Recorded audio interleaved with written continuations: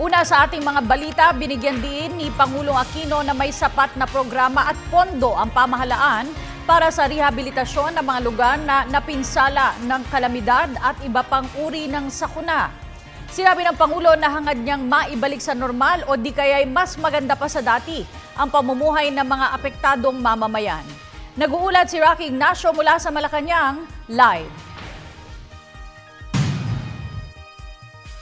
Maraming salamat, Kati. Doon sa ginanap na bulong-pulungan, maraming tanong ang sinagot si Pangulong Aquino. Pero mas lumutang dito yung nais niyang na makita sa mukha ng mga Pilipino ang malaking pag-asa sa pagbangon dahil sa trahedya na dala ng kalamidad.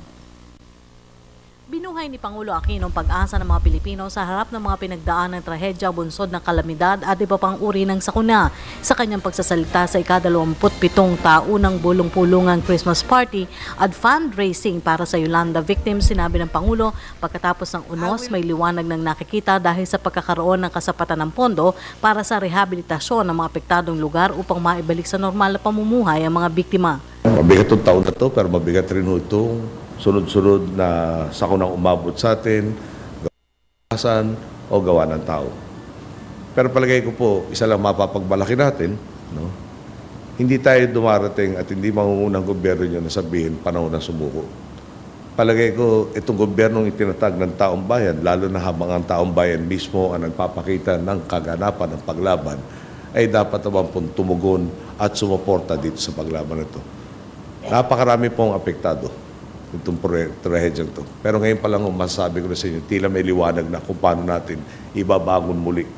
Hindi sa kagustuhan lang, ngunit sa talagang may plano at may kakayahan at meron tayong resources na iniipon o tangan na para nga maibalik ang ating mga kababayan. Hindi lang sa dati, pero kung pwede, mas maganda pa kaysa sa dati. Bukod kasi kay Yolanda, magpapasko rin ang humagupit ang malakas sa bagyong Pablo at Sendong. Kaya ang Christmas wish ng Pangulo, sana magsara na ang libro ng malungkot na bahagi sa Pilipinas at wala nang dumating na panibagong kalamidad o sakuna. Sana natapos na yung libro ng problema natin itong taon na to. At next year, di ba, parang special start of the new year, once there's so many opportunities, no, that are coming. And I really hope that our people maintain the optimism and the can-do attitude that is already being nurtured at this point in time. Yes. So the wish really centers on there are no more challenges of this magnitude this year. Nauna na itinalaga ni Pangulong Aquino si dating Senador Pamphilo Lacson bilang rehabilitation czar. Tiwala kasi ang Pangulo sa kakayahan ni Lacson na maipatupad ng epektibo at mabilis ang reconstruction sa pinsala ni Super Typhoon Yolanda.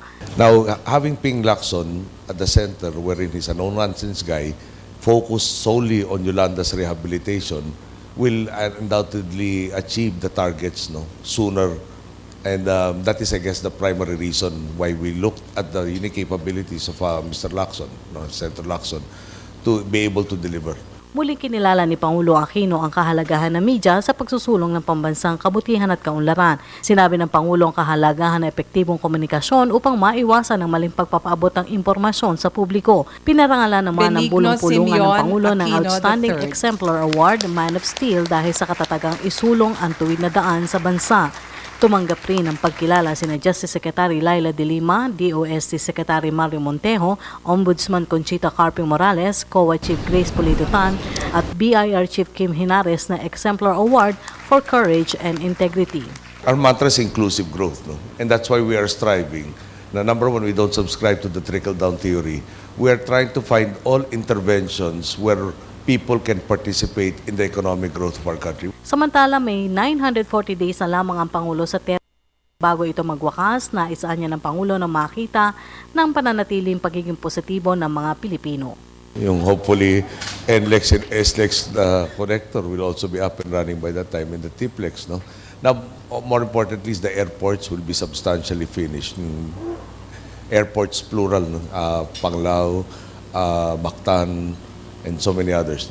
Yung at least the start of the light rail systems. But these are important by and of themselves. But I think more importantly is I really want an expression to see, the expression, the faces of our people, the can-do attitude, that nothing is beyond our grasp and our reach. And that is what I'm hoping to see hopefully, not just the day before I leave, but more importantly, after I leave, that it continues and becomes stronger. At yan po ang ating pag-uulat mula dito sa Malacanang sa tulong ng RTVM. Ako po si Rocky Ignacio para sa Telebisyon ng Bayan. Maraming salamat, Rocky Ignacio.